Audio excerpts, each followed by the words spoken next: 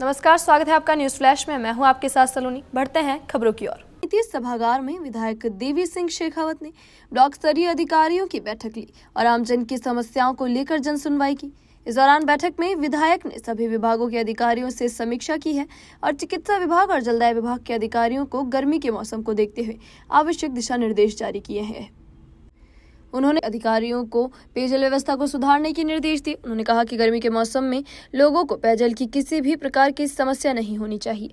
इसके लिए विभाग पेयजल संबंधित सभी कमियों को दूर कर लोगों तक पानी उपलब्ध करवाए। वहीं चिकित्सा विभाग के अधिकारियों को निर्देश जारी कर अस्पतालों में आने वाले मरीजों को सुलभ इलाज और समय पर अस्पताल आने के निर्देश दिए गए। इसके बाद विधायक ने आमजन की समस्याओं को सुना और मौके पर ही संबंधित विभाग को भेजकर उनका निस्तारण करवाया गया। इस दौरान एसडीएम अनुराग हरि, तहसीलदार गजेंद्र सिंह राठौर सहित सभी विभागों के अधिकारी और कर्मचारी मौजूद रहे। सभी हमारे ब्लॉक के अधिकारियों की मीटिंग ली गई, जिसमें अध्यक्षता हमारे एसडीएम साहब की रही और इसमें सभी कर्मचारियों को विशेष तौर पर बिजली, पानी और चिकित्सा को लेकर फोकस रहा।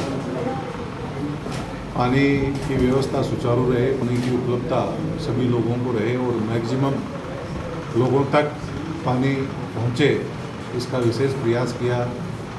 और साथ ही जलदाय विभाग के हमारे अधिकारी और कर्मचारी जो भी थे, उन्हें निर्देशित किया गया है कि पानी की टंकियों को सफाई करके उन्हें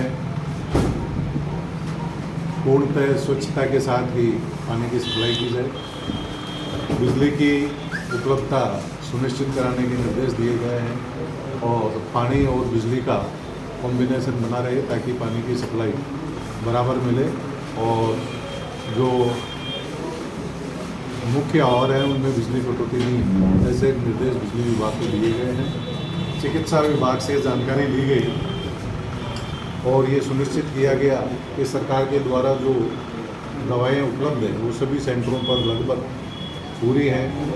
दवाएं बाहर से नहीं लिखी जा रही हैं और यहाँ जो सोनोग्राफी मशीन बानसूर में लगाई गई, उसके अच्छे परिणाम यहाँ देखने को मिल रहे हैं और किसी भी तरीके से नागरिकों को परेशानी नहीं हो। इसमें कुछ रेवेन्यू संबंधी हरसौरा से भी केस आए हैं और चारों तरफ से आए हैं, बिजली की कई समस्याएं आई हैं, उनके लिए मौके पर ही अधिकारियों को निर्देशित कर दिया गया। ये काम नहीं किया गया था, उस स्थिति से निकलकर पिछले साल से बहुत बेहतर स्थिति में गुजरात सरकार ने जो काम किए उसके परिणाम लोगों को देखने को मिले हैं।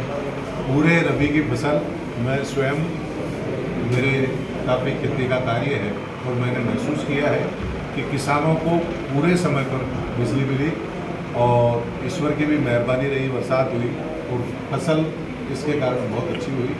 पूरे सर्दी के टाइम में किसानों को बिजली की समस्या का सामना नहीं करना पड़ा।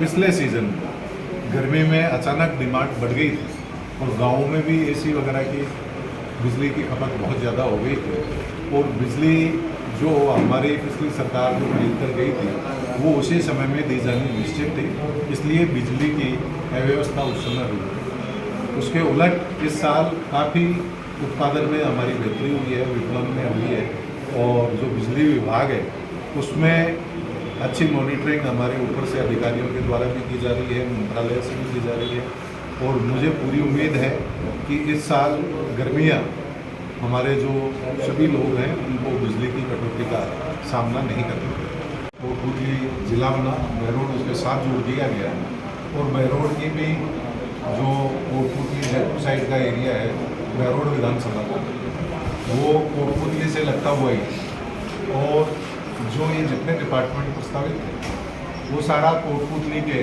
बहरोड रोड पर ही थे। कोटपुतली जिला बन गया, कोटपुतली सेंटर में है, बहरोड के भी सेंटर में है, बानसूर के भी सेंटर में है, कोटपुतली सेल्फ बीच में है और विराटनगर के भी बीच में है।